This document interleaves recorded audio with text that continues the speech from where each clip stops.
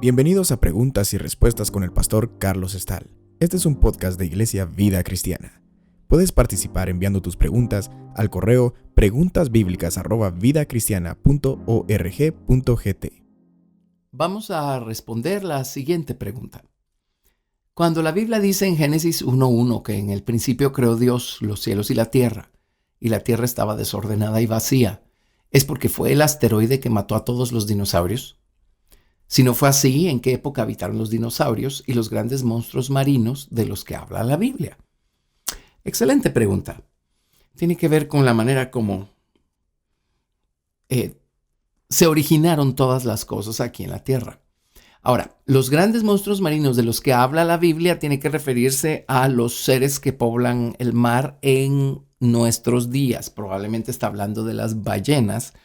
Y quién sabe si no habrá alguna especie que ya haya quedado extinta, que también cabe en esa categoría. La Biblia se dedica a narrar esta tierra y su mundo de habitantes. Así es que los grandes monstruos marinos tienen que estar hablando de lo que nosotros vemos y conocemos hoy.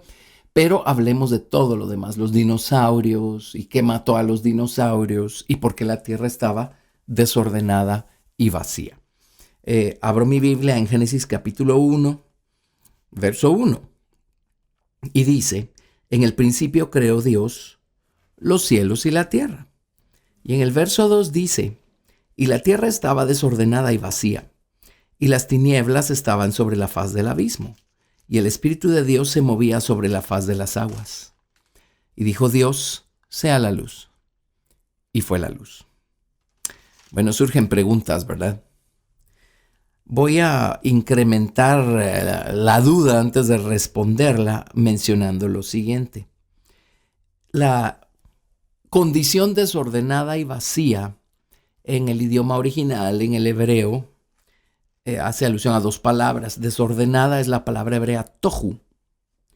Tohu significa algo destruido, desolado, desierto, sin valor. Significa confusión, vacío, sin forma. Es la palabra que traducen desordenada. Y luego la palabra que se ha traducido vacía es la palabra hebrea bohu. Bohu significa vacío o vacuidad. Significa una ruina indistinguible. Así es que nos encontramos con que la tierra estaba destruida. Nos encontramos con que en la tierra todo estaba confuso. Nos encontramos con que la tierra era una ruina indistinguible. Ahora, ¿por qué razón estaba la tierra en esa condición? Si nos vamos a Isaías capítulo 45, verso 18, en un momento se los leo, Isaías 45, 18. Leemos lo siguiente. Porque así dijo Jehová que creó los cielos. Él es Dios, el que formó la tierra, el que la hizo y la compuso. No la creó en vano, para que fuese habitada la creó. Yo soy Jehová y no hay otro.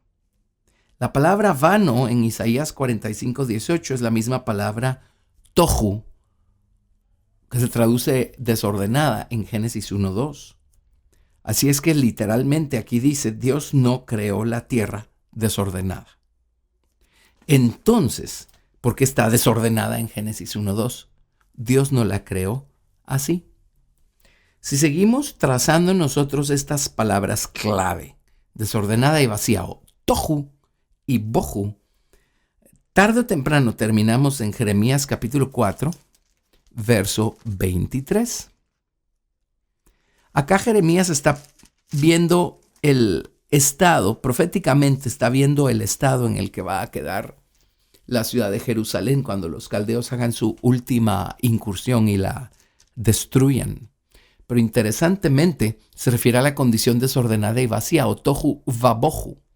Y en estos versículos claramente esa condición está conectada con el ardor de la ira de Dios. Jeremías capítulo 4, vamos a leer desde el verso 22. Porque mi pueblo es necio, no me conocieron. Son hijos ignorantes y no son entendidos. Sabios para hacer el mal, pero hacer el bien no supieron. Miré a la tierra, y he aquí que estaba asolada y vacía. En hebreo leemos tohu y bohu, o desordenada y vacía. Y a los cielos, y no había en ellos luz. Miré a los montes, y he aquí que temblaban, y todos los collados fueron destruidos. Miré y no había hombre, y todas las aves del cielo se habían ido. Miré y aquí el campo fértil era un desierto, y todas sus ciudades eran asoladas delante de Jehová, delante del ardor de su ira. Así es que si la tierra en Jeremías capítulo 4 estaba desordenada y vacía a causa del ardor de la ira de Dios, podemos concluir con toda seguridad que en Génesis 1:2 la tierra estaba desordenada y vacía a causa del ardor de la ira de Dios.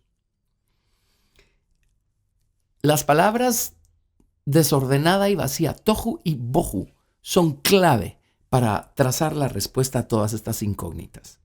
Y luego hay otra llave que nos puede ayudar a entender qué pasó con esta tierra. En la antigüedad, la palabra abismo dice, y la tierra estaba desordenada y vacía y las tinieblas estaban sobre la faz del abismo.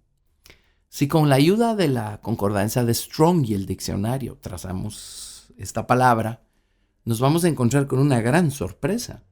Resulta ser que la Biblia menciona 3 abismos diferentes. Y si estudiamos cada uno de esos abismos, vamos a descubrir que se refiere a la manera como Dios juzga el pecado, como Dios juzga al hombre, como Dios juzgó naciones enteras en el pasado. Entonces resulta ser que no solamente hay un abismo. En Génesis 1:2, literalmente está hablando del abismo que se llama Tehom. Pero vamos a encontrar que hay otros 2 abismos. Hay uno que se llama Shahat y hay otro que se llama Bor. Y vamos a ver cómo Dios en el pasado ha juzgado naciones enteras con estos abismos. Empecemos con el abismo Shahat. Se traducen de diferentes maneras, pero también se traducen abismo, se traducen pozo. La palabra Shahat aparece en muchos lugares, pero para efectos de nuestro estudio en el Salmo 9. Nos vamos al Salmo 9 en nuestras Biblias y leemos el verso 5, en donde dice, reprendiste a las naciones, destruiste al malo, borraste el nombre de ellos eternamente y para siempre. Y en el verso 15 dice, se hundieron las naciones en el hoyo que hicieron. La palabra hoyo ahí es Shahat o abismo Shahat.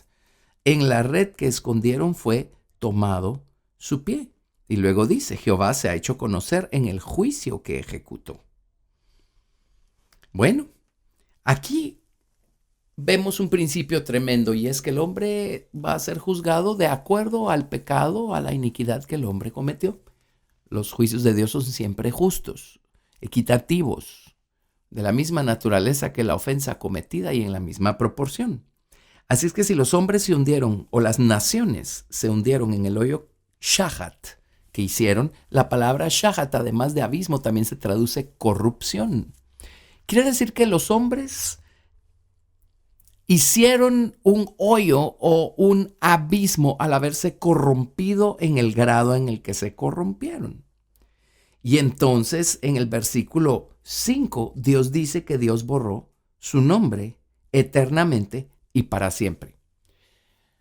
Aquí no puede estar hablando de historia de este mundo desde Génesis 1:3 hasta nuestros días. Tenemos la historia, tenemos el registro de las naciones, tenemos su nombre. A lo mejor hay civilizaciones que ya no existen, pero hay registros históricos o hay registros arqueológicos. Así es que podemos saber de ellos por la evidencia que todavía queda. Pero en el Salmo 9, Dios dice claramente que el nombre de ellos fue borrado eternamente y para siempre. En otras palabras, hay naciones que existieron y ya no existen. Abrieron un hoyo de corrupción en el que fueron juzgadas y Dios borró el nombre de ellos para siempre. Tiene que estarse refiriendo a cosas que sucedieron antes de Génesis 1:2. Eso es en cuanto a este abismo que se llama Shahat.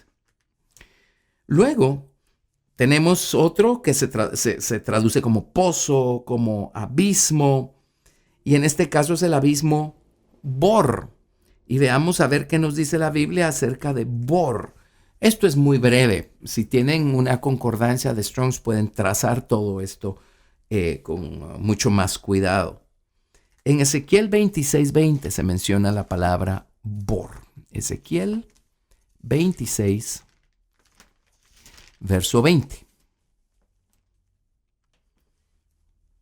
Y Dios está hablando de los juicios que van a venir nuevamente sobre la nación de Israel.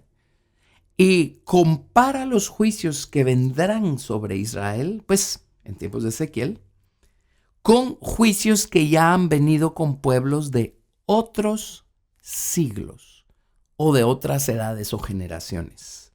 En Ezequiel 26:20 dice, y te haré descender con los que descienden al sepulcro. La palabra allí es Bor. Con los pueblos de otros siglos. La palabra siglos es Olam. Otras edades, otras, pues no eternidades, pero edades. Y te pondré en las profundidades de la tierra como los desiertos antiguos. Otra vez, la palabra antiguos es Olam. La palabra Olam se traduce eternidad. Con los que descienden al sepulcro, Bor, para que nunca más seas poblada, y daré gloria en la tierra de los vivientes. Te convertiré en espanto y dejarás de ser. Serás buscada y nunca más serás hallada, dice Jehová el Señor. La pregunta es, ¿quiénes son los pueblos de otros siglos que descendieron a esta clase de profundidades, a esta clase de abismo, que se llama Bor? Pueblos de otras edades que descendieron a este abismo, que fueron juzgados por este abismo. Esto se suma a la información anterior. En naciones enteras cuya memoria pereció con ellos, que fueron juzgadas en el abismo Shahat, y ahora tenemos pueblos de otros siglos que fueron juzgados en el abismo Bor. Y dice, serán buscados y nunca más serán hallados. Y ahora nos encontramos en Génesis 1:2 con que el abismo Tehom estaba cubriendo esta tierra. El abismo Tehom, pues ya lo vimos. Se encuentra mencionado en Jeremías capítulo 4.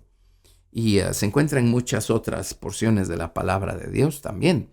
Pero obviamente Dios ha juzgado esta tierra varias veces. Con el abismo Shahat, con el abismo Bor. Y ahora la encontramos sumida en este abismo que se llama Tehom. Hay una porción en la Biblia que dice que los juicios de Dios son abismo grande. La palabra abismo allí es Tehom. Si me permiten, vamos a leer el Salmo 104, verso 6, o a partir del verso 6.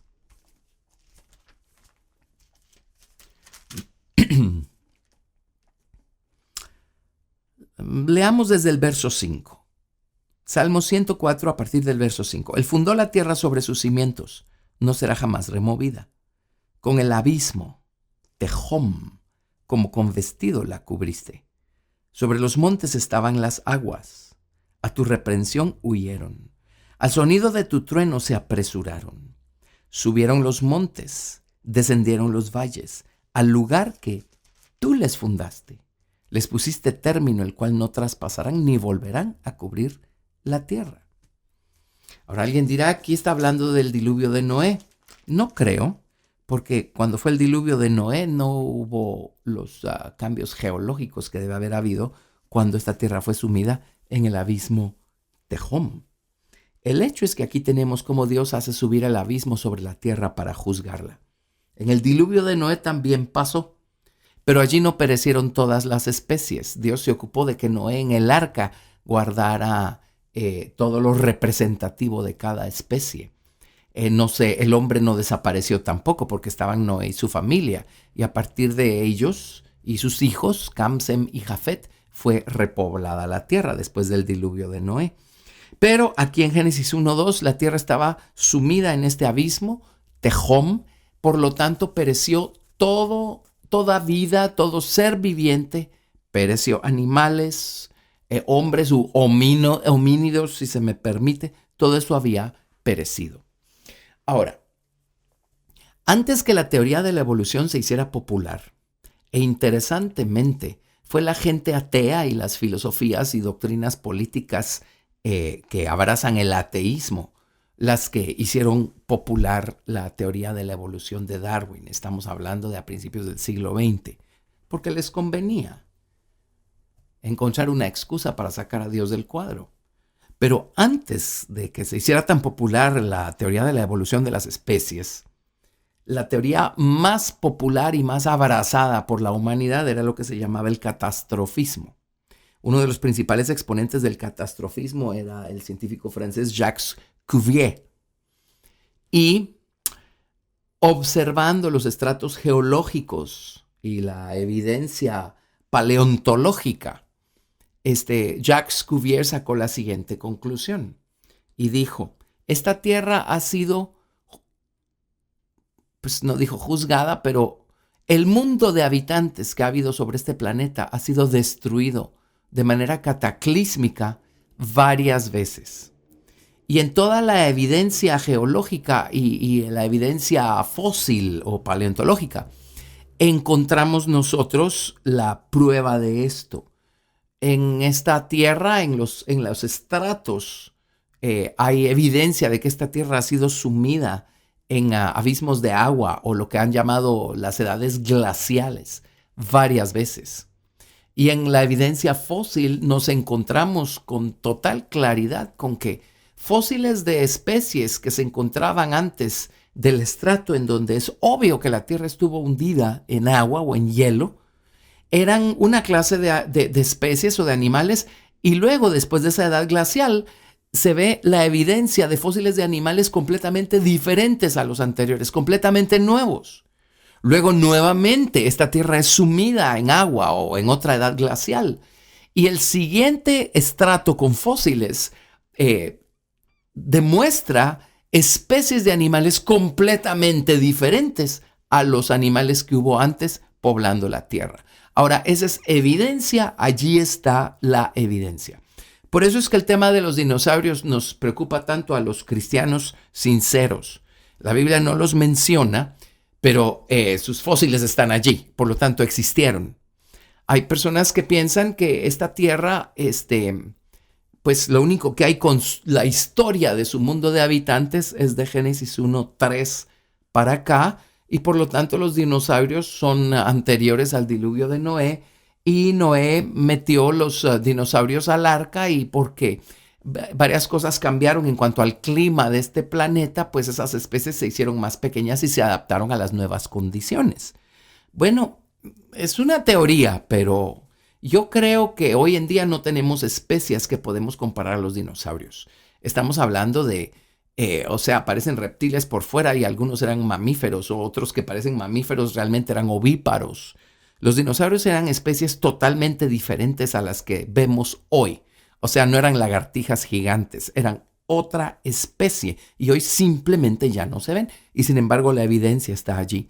Así es que, si nos vamos otra vez a la teoría del catastrofismo y a lo que estableció Jacques Cuvier y a lo que todo el mundo creía antes de la teoría de la evolución, esta tierra fue poblada con un mundo determinado de habitantes, animales y hombres, homínidos. La evidencia fósil demuestra que los hombres, digámoslo así, que poblaron la tierra en la antigüedad eran más homínidos que hombres, se asemejaban más al animal que al hombre. Estos fueron juzgados, pecaron en contra de Dios, porque pues cada quien ha sido responsable del nivel de conocimiento de Dios que Dios les haya confiado. Pecaron en contra de Dios, Dios los juzgó, Dios volvió a poblar la tierra con un nuevo mundo de habitantes, pecaron en contra de Dios, Dios los juzgó, por eso tenemos el abismo Shahat, en donde perecieron las naciones antiguas y su nombre pereció con ellos para siempre. Luego tenemos el abismo Bor, a donde descendieron pueblos de otros siglos. Y luego Dios pobló la tierra con un nuevo mundo de habitantes que también pecó en contra de Dios, y Dios los sumió en este abismo que se llama Tehom. Eso sería la última edad glacial, digamos. Allí deben haber estado los dinosaurios, y allí perecieron los dinosaurios. Es obvio por toda la evidencia que hay de fósiles, paleontológica. Es obvio que hubo una catástrofe, hubo un cataclismo, perecieron de manera rápida. Se han encontrado fósiles de dinosaurios en posición de natación.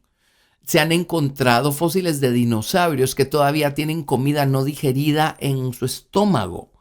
Se han encontrado huevos de dinosaurio. Así es que obviamente el cataclismo los sorprendió y perecieron rapidísimo. Así es que Dios destruyó ese mundo de habitantes, y cualquiera que haya sido el nivel de homínido que había en ese entonces. Eso ubica la tierra en Génesis 1:2. La tierra estaba desordenada y vacía. Déjenme decir algo más. Entre Génesis 1:1, en el principio creó Dios los cielos y la tierra, y Génesis 1:2, entonces hay una brecha. Hay una brecha. En el principio creó Dios los cielos y la tierra, punto y aparte. Pasó todo esto que acabamos de describir, y en Génesis 1:2 Dios está listo para levantar la tierra del estado en el que se encuentra a causa de sus juicios a ese mundo anterior de habitantes. Y la tierra estaba desordenada y vacía, y las tinieblas estaban sobre la faz del abismo, y el Espíritu de Dios se movía sobre la faz de las aguas. Así es que Dios está listo para levantar esta tierra del estado en el que se encuentra, está listo para levantar esta tierra del abismo Tehom y poblarla con este nuevo mundo de habitantes que vemos descrito a partir de Génesis 1:3. El mundo de habitantes que hay sobre la tierra es bastante joven. Según los eruditos, esta tierra, de acuerdo con la Biblia, tiene 8,000 años, 6,000, 8,000, 10,000 años, algo así. Y esa es la edad que se le atribuye al hombre moderno, al Homo sapiens. Y ese es más o menos el tiempo que ha transcurrido desde la última era glaciar. Así es que todo hace sentido. La verdadera ciencia y la Biblia tienen que coincidir, no pueden contradecirse. Si en algún momento pensamos que se están contradiciendo, es o porque no tenemos toda la evidencia científica en orden o no la conocemos, o es porque en la Biblia todavía no hemos logrado saber cómo explorar estos temas para encontrar la evidencia. Pero la ciencia y la Biblia no se pueden contradecir. Jamás se van a contradecir. Muy bien. Así es que Dios levanta esta tierra del abismo Tehom, y es allí donde parte nuestra historia en Génesis 1:3. Esto nos lleva precisamente a responder otra pregunta que nos han hecho. Y la pregunta es la siguiente. Génesis 1 del 3 al 5. ¿Qué era esa luz? Esa es la pregunta. Si el sol no se había formado, ¿y cómo es que separó la luz de las tinieblas? Esa es la pregunta. Nuevamente, felicitaciones por la pregunta. Así es que en Génesis 1:2 la tierra está desordenada y vacía, y las tinieblas estaban sobre la faz del abismo, y el Espíritu de Dios se movía sobre la faz de las aguas. Y dijo Dios, sea la luz, y fue la luz. Y vio Dios que la luz era buena, y separó Dios la luz de las tinieblas. Y llamó Dios a la luz día, y a las tinieblas llamó noche, y fue la tarde y la mañana un día. Varias cosas muy importantes acá. Esa palabra separó. Separó Dios la luz de las tinieblas, la vamos a encontrar de manera muy recurrente en esta primera semana creativa que describe el Génesis. En el verso 6, Dios separó las aguas de abajo de las aguas que estaban arriba. En Génesis 1:14, Dios separó el día de la noche por medio de el sol, la luna y las estrellas. Así es que esta palabra es muy interesante. Se recordarán que la palabra desordenada, entre otras cosas, significa confusión. Aparentemente el juicio con el que Dios juzgó el mundo de habitantes anterior al nuestro, y por eso la tierra está desordenada y vacía en Génesis 1:2, es que Dios confundió todas las cosas. Dios agarró esa bola de confusión y lo que hizo fue empezar a separar una cosa de la otra, una cosa de la otra, una cosa de la otra. Separó la luz de las tinieblas, separó las aguas de abajo de las aguas de arriba, separó el día de la noche. Dios separó. Luego vemos cómo los mamíferos, Dios los separó de la tierra, y los peces y las aves, Dios los separó de las aguas. Aparentemente el juicio pues fue que Dios confundió todo. Eso nos puede dar una idea de cuál fue el pecado. Si el juicio fue que Dios terminó de confundir todas las cosas, eso a mí me dice que el pecado fue la confusión. En otras palabras, los homínidos no respetaron lo que eran y empezaron a mezclarse con los animales y especies de animales con otras especies de animales, etc. Y por eso es que Dios es muy peculiar y después dice, den fruto cada uno según su género, cada uno según su especie. Fue como que Dios fue poniendo fronteras bien marcadas entre los unos y los otros. Lo que asusta es que en nuestro mundo moderno el hombre está otra vez violentando esos límites o esas fronteras y no están respetando la esencia o la naturaleza de lo que cada cosa es y de lo que cada quien es, y están violando eso, violando los límites y mezclándose los unos con los otros. Bueno, eso es peligroso.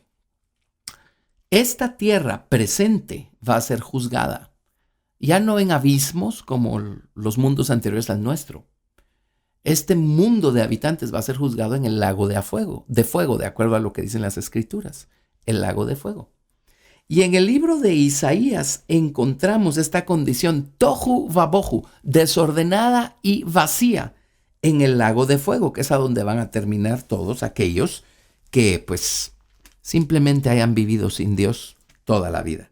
En Isaías 34 leemos acerca de cómo Dios va a juzgar este mundo nuestro en el que nos encontramos. A ver, leamos desde el verso 1, Isaías 34:1. Acercaos, naciones, juntaos para oír, y vosotros, pueblos, escuchad. Oiga la tierra y cuanto hay en ella, el mundo y todo lo que produce. Porque Jehová está airado contra todas las naciones e indignado contra todo el ejército de ellas, o su mundo de habitantes.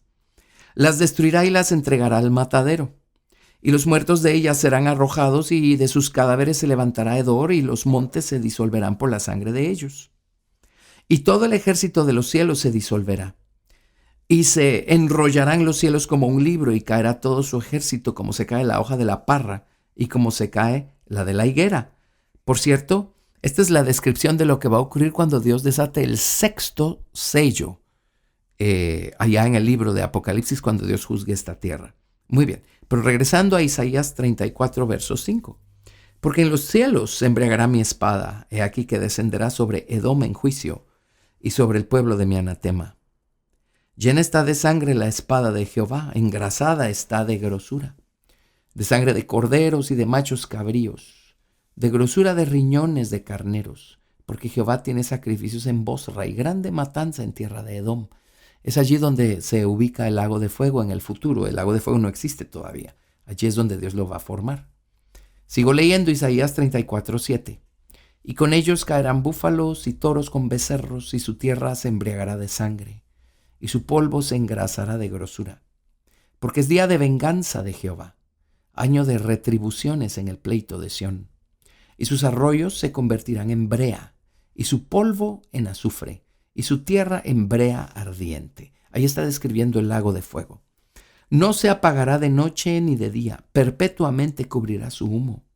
De generación en generación será asolada, nunca jamás pasará nadie por ella. Se adueñarán de ella el pelícano y el erizo, la lechuza y el cuervo morarán en ella. Y se extenderá sobre ella cordel de destrucción, la palabra hebrea es tohu, y niveles de asolamiento. La palabra hebrea es bohu. En otras palabras, esta condición que encontramos en Génesis 1:2 la vamos a volver a encontrar al final de la historia de este mundo en el lago de fuego.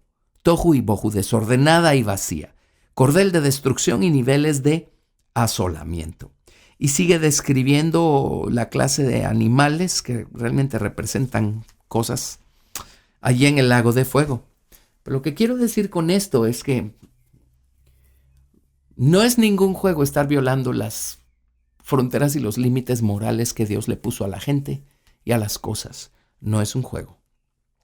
Muy bien, para resumir lo que acabo de decir, los mundos de habitantes anteriores al nuestro, Dios los juzgó en estos abismos: el abismo Shahat, el abismo Bor, el abismo Tehom. Y este mundo actual de habitantes va a ser juzgado en el lago de fuego. Retomemos pues la pregunta, habiendo comentado todo eso que me parece muy importante. Resulta que Dios está por poblar otra vez la tierra, está por ordenar todas las cosas. Dios separó una cosa de la otra porque el juicio de Dios fue que Dios confundió todas las cosas, como que las mezcló. Dios todo lo convirtió en una ruina indistinguible. Eso significa que todo estaba mezclado, confundido, todo estaba destruido. Entonces Dios comienza a separar. Y en Génesis 1:3 dice Dios: sea la luz. Y fue la luz. Efectivamente no está refiriéndose a la luz natural del sol, porque el cuarto día de la semana creativa en Génesis 1:4 dice: dijo luego Dios: haya lumbreras en la expansión de los cielos, para separar el día de la noche, y sirvan de señales para las estaciones, para días y años, y sean por lumbreras en la expansión de los cielos, para alumbrar sobre la tierra. Y fue así. E hizo Dios las dos grandes lumbreras, la lumbrera mayor para que señorease en el día, y la lumbrera menor para que señorease en la noche. Hizo también las estrellas. Y las puso Dios en la expansión de los cielos, para alumbrar sobre la tierra, y para señorear en el día y en la noche, y para separar la luz de las tinieblas. Y vio Dios que era bueno, y fue la tarde y la mañana, el día cuarto. El primer día de la semana creativa, Dios dijo: sea la luz. Y fue la luz. La palabra luz allí es la palabra or. Jesucristo más adelante en los evangelios dice: yo soy la luz del mundo. Or. Así es que esta luz con la que Dios alumbró al mundo el primer día no es la luz natural del sol. Es esa luz espiritual. La palabra or significa prosperidad, significa iluminación. Esa es la luz, brillantez, luminosidad, vida, felicidad. La palabra or o la palabra luz también significa instrucción. Dios obviamente veló de manera temporal esta luz mientras juzgaba a esta tierra. Pero lo que hizo ahora fue que corrió el velo, lo hizo a un lado. Y ahora la luz de la vida, la luz de la instrucción, están brillando otra vez, están alumbrando otra vez. Esta luz significa prosperidad también.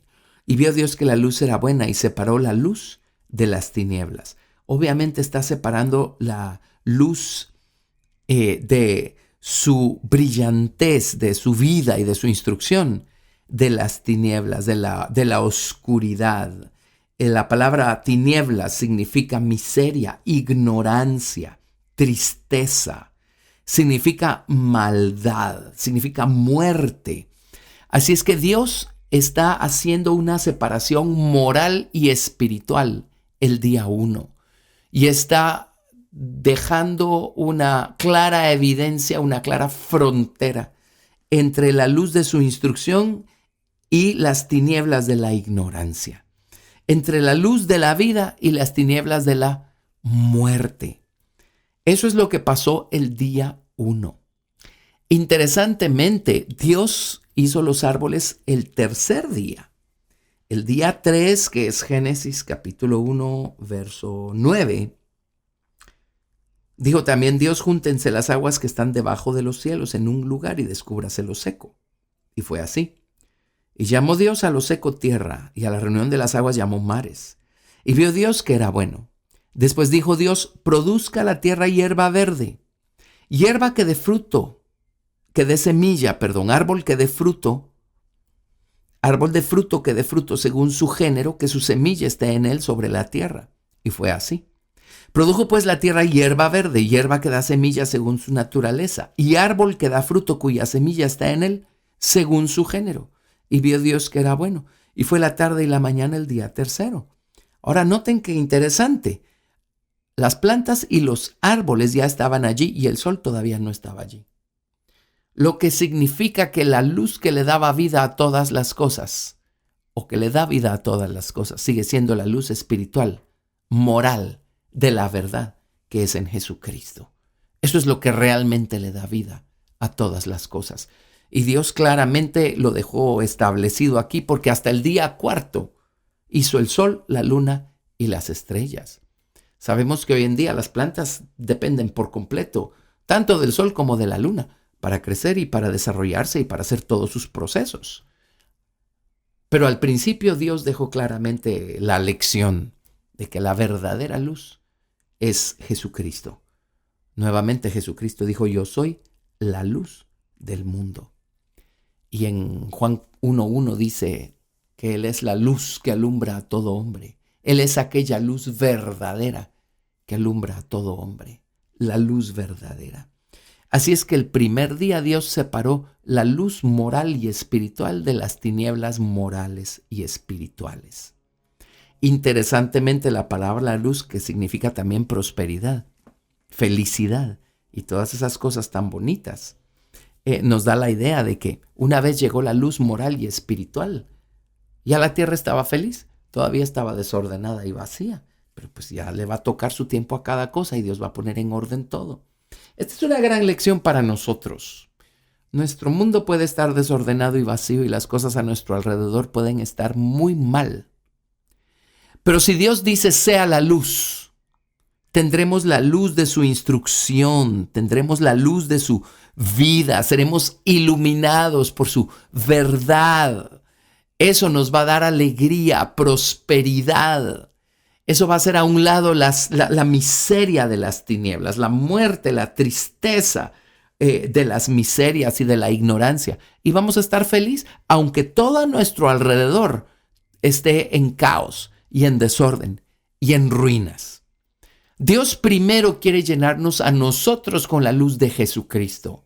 Después va a enderezar lo que esté torcido allá afuera. Pero su primer objetivo somos nosotros. Así es como Dios opera, así es como Dios operó cuando Dios restauró toda esta tierra y puso todas las cosas en su lugar. Así es que con eso respondemos el hecho o la pregunta de a qué luz se refería en Génesis 1:3, el primer día de la semana creativa, si hasta en Génesis 1:14, el cuarto día de la semana creativa, aparecen el sol, la luna y las estrellas. Tenemos otra pregunta que está relacionada también con los orígenes o el principio. De hecho, la palabra Génesis significa principio. Así es que me parece pertinente responder esta tercera pregunta. Y la pregunta es esta: con asombro de ver la capacidad del hombre por querer ser Dios, le quisiera preguntar porque me tomaron por sorpresa y no tengo la habilidad de contestar en el momento. A Dios gracias, dice quien nos hizo esta muy buena pregunta y observación, pero parece ser que en la cultura popular cada vez se está hablando más del tema de los clones y han salido historias y cosas, y en una de tantas historias hay un personaje que justifica la creación de un clon con el hecho que, según él, que Dios creó a la mujer de la costilla del varón, porque un clon es una copia y no tiene madre ni padre. Y pues la gente está preguntando porque lamentablemente están expuestos a estas cosas de la cultura popular, ¿verdad? Bueno, a ver, expliquemos un poquito más ampliamente la formación del hombre y la mujer por parte de Dios. Y vayámonos un poco más atrás y uniéndolo con los temas que hemos venido tratando. En el Salmo 148, del verso 1 al 6 leemos algo maravilloso. Y más adelante pueden leer todo el Salmo 148. Dice, alabad a Jehová desde los cielos, alabadle en las alturas, alabadle vosotros todos sus ángeles, alabadle vosotros todos sus ejércitos, alabadle sol y luna, alabadle vosotras todas, lucientes estrellas, alabadle cielos de los cielos y las aguas que están sobre los cielos. Alaben el nombre de Jehová, porque Él mandó y fueron creados. Los hizo ser eternamente y para siempre les puso ley que no será quebrantada. Él mandó y fueron creados. Esto es lo que Dios hizo del día 1 al día 5 de la semana creativa del Génesis. Dios el Padre mandó y el Hijo de Dios, el Señor Jesucristo, ejecutó. Juan capítulo 1, Colosenses capítulo 1 a partir del verso 16. Ahí vemos claramente que el creador de todas las cosas o el que ejecutó e hizo posible la creación fue el Señor Jesucristo, el Hijo de Dios, el Verbo.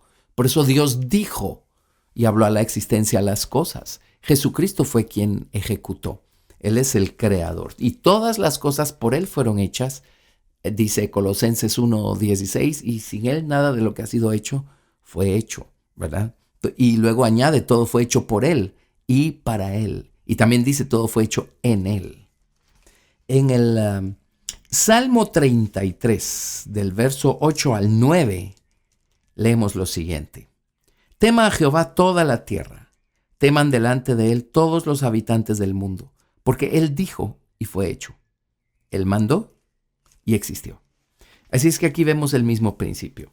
Dios habló a la existencia o a que todas las cosas que son fueran. Del día 1 al 5º día de la semana creativa, ahí en la primera semana que describe el libro del Génesis.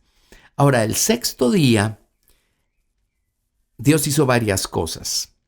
En Génesis 1:24, luego dijo Dios, produzca la tierra seres vivientes según su género, bestias y serpientes y animales de la tierra según su especie. Y fue así. E hizo Dios animales de la tierra según su género, ganado según su género, y todo animal que se arrastra sobre la tierra según su especie. Y vio Dios que era bueno. Esto ya es el 6º día, pero es la primera fase del 6º día. Dios habló y todas las cosas fueron creadas, fueron hechas. Dios habló y todo fue hecho. Pero ahora, a partir de Génesis 1:26, en la segunda parte del 6º día, Dios está listo para formar al hombre, para hacer al hombre. Aquí ya las cosas cambiaron. Aquí no solamente Dios el Padre habló y el Hijo de Dios se ejecutó. Aquí ambos, el Padre y el Hijo, se involucraron y dieron forma al hombre de una manera diferente. El hombre es la corona de la creación de Dios.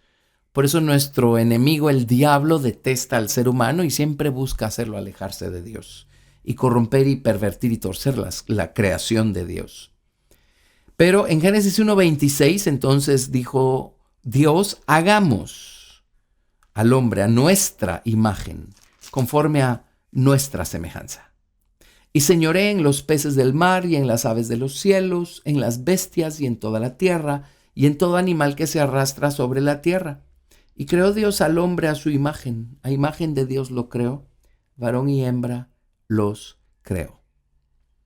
Y saltándome al verso 31 de Génesis capítulo 1, y vio Dios todo lo que había hecho, y aquí que era bueno en gran manera. Y fue la tarde y la mañana el día 6º. Cuando Dios hizo todo lo demás, vio Dios que era bueno. Pero cuando Dios hizo al hombre, Dios vio que era bueno en gran manera. Por cierto, vale la pena comentar otro gran detalle aquí.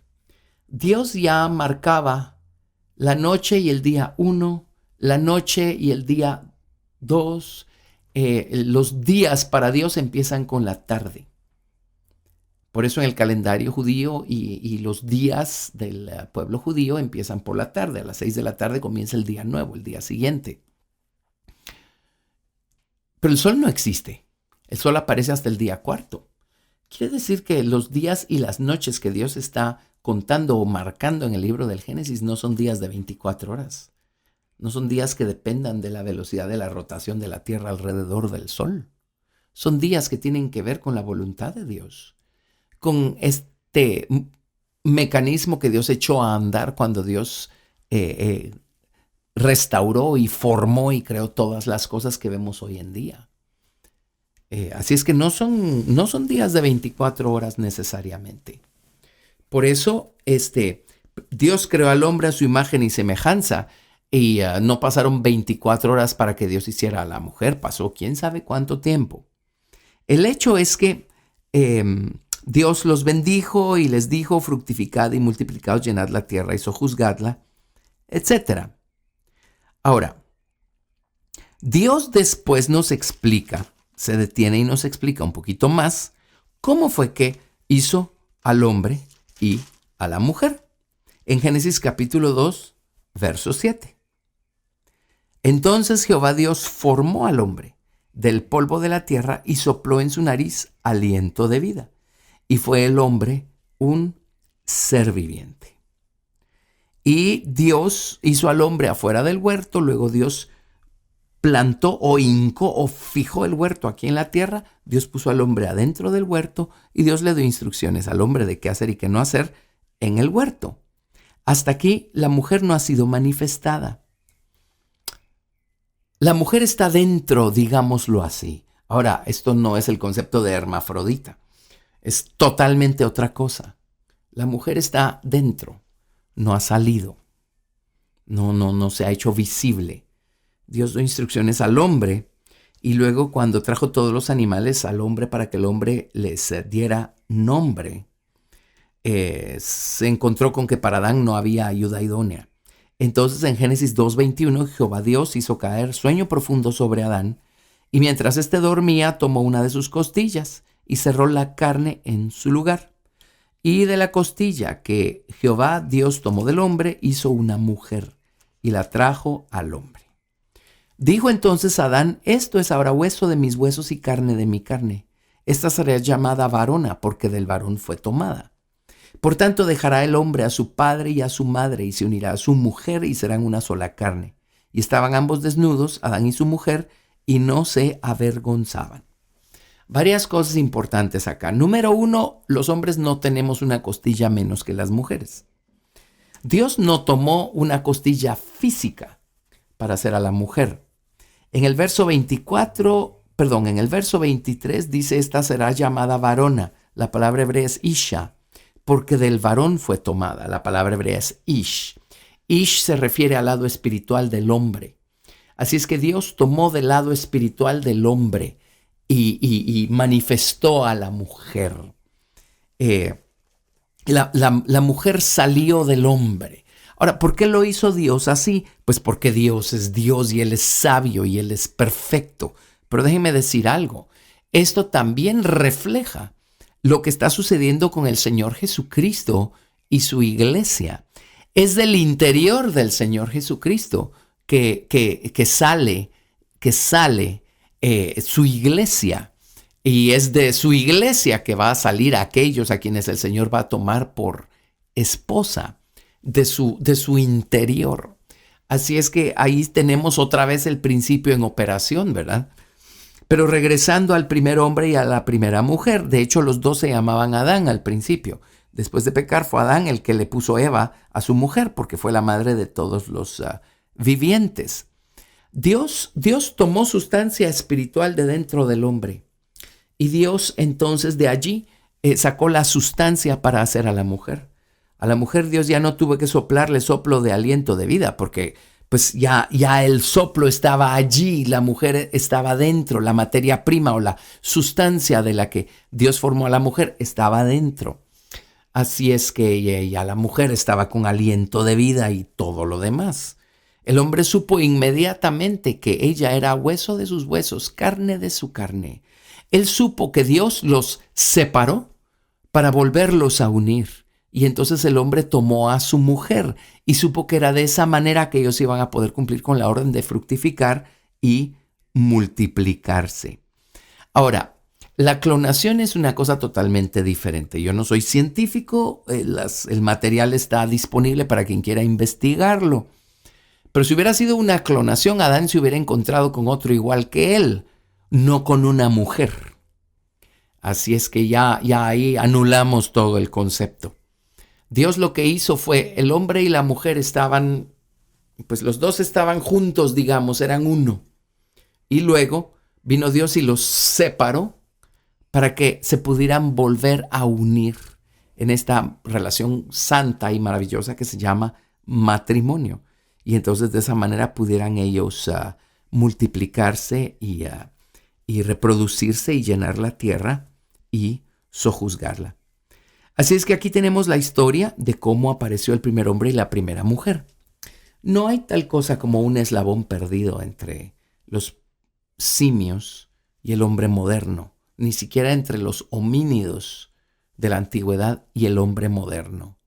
Dios hizo un borrón y cuenta nueva cuando juzgó el mundo de habitantes anterior al nuestro y pobló esta tierra con un nuevo mundo de habitantes.